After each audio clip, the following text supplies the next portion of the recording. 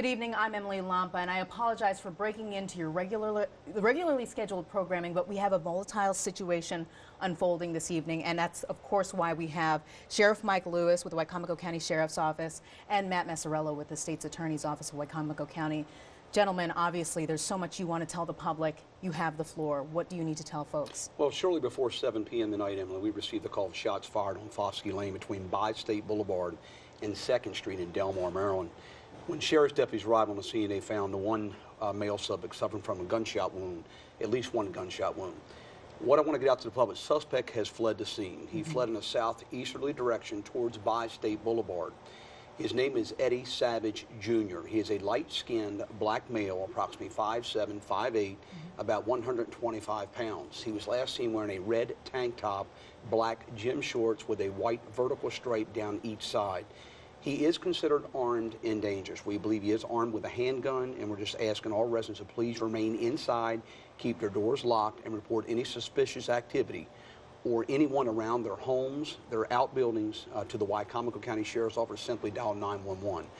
Right now, sheriff's deputies, detectives from WBI are on the scene, along with state's attorney, investigators, as well as Maryland State Police homicide investigators. We're being assisted by the Maryland State Police Uniform Aviation Division and the Delmar Police Department, who actually stopped one vehicle involved in this incident. They now have that vehicle at the Delmar Police Department.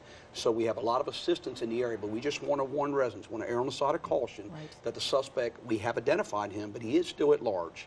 And we would ask that they report any suspicious activity around their homes or their outbuildings to the Wicomico County Sheriff's Office. As you just heard the sheriff say, there is an armed suspect on the loose. They want to make sure that you err on the side of caution.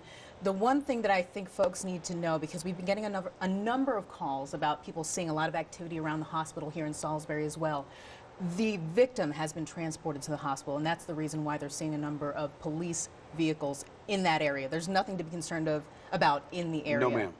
The victim was transferred to PRMC. State's Attorney Maciarello and I were up there earlier with the victim before we went to Delmar. I will tell you the suspect has a very noticeable limp.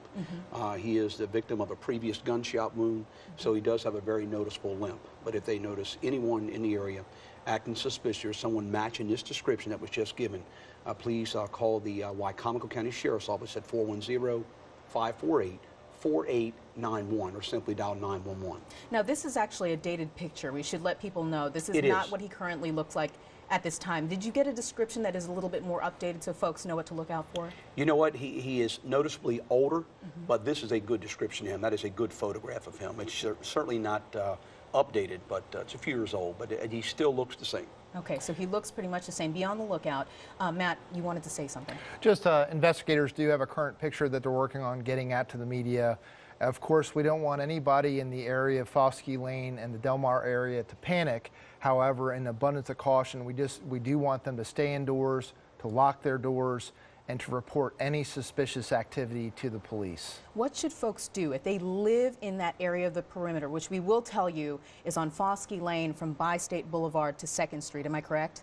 Yes. Okay, so if they live in that area, what should they do and they're coming home, let's say, from work? We believe they shouldn't panic.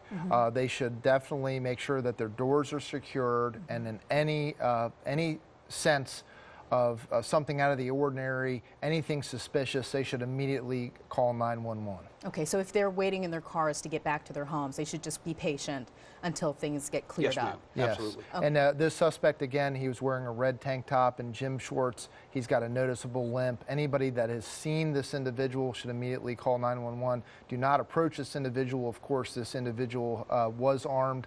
He is believed to be still armed and dangerous. Okay, and what we would like to keep telling folks at home is you need to keep watching the news. Keep it here on WMDT, as well as checking our Facebook page, as well as our WMDT.com online site, because as Matt just said, he's going to be forwarding us the most updated photos and information from this case and what's transpiring, I guess, in Delmar, so that we can keep you up to date on what's happening out there in the field. Thank you so much, gentlemen. Is there anything else that you'd like to mention to the folks out there listening? We will work all night long until we apprehend the suspect. We're confident.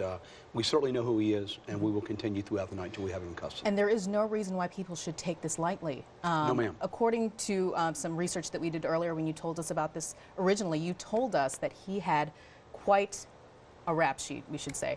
And we went out and checked it out.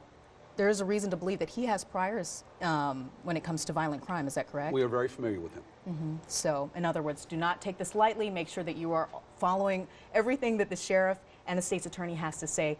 Again, anything else that you'd like to put out there? We will communicate with the media. Law enforcement will, to let the public know when there's an all clear. But at this time, do not panic, but make sure your doors are locked and report any suspicious activity. We're also very grateful for all the men and women. We've got a lot of county resources out there. Fire department was out there, so we're very thankful. This is a time where the community comes together and really does the hard work. They'll be working all night, so we're both just very thankful for what they're doing. Their families are probably watching tonight, so we're thankful for their service. And spread the word, because that is another thing. We don't want to panic anybody, but we also want everybody to be informed. So if you can take to your social media, take to your Facebook pages, head to our Facebook page, share our story so that people know that this is a serious situation, but they shouldn't panic. They should just be informed and do the right thing. Is that right? Absolutely. Correct. All right. Well, thank you again for joining us. And thank you again to all the folks out there watching. We do apologize for breaking into regular programming, but this is a very volatile situation that's developing, and we want to make sure that everybody is safe. So for now, I'm at WMDT's Emily Lampa, and we're going to send you back to your regular programming. Thank you so much.